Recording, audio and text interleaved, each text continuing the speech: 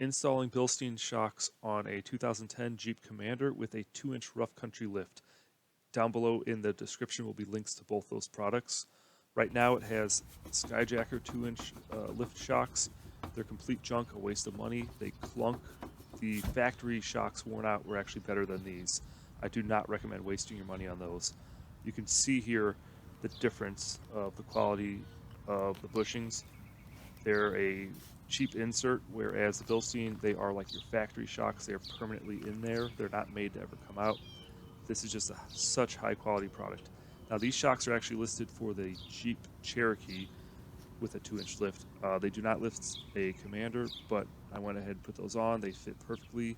Other people on forums suggested them. Here's the part number if you want to check them out. So this is before and after during the install. These are just such better product. They look way better. I'm really happy with these and highly recommend them. This is a really easy install with basic tools and a jack. And there is the final product. Down below in the description I have a link to both the shocks and the lift kit. Make sure to subscribe to the channel for more videos. Thanks for watching.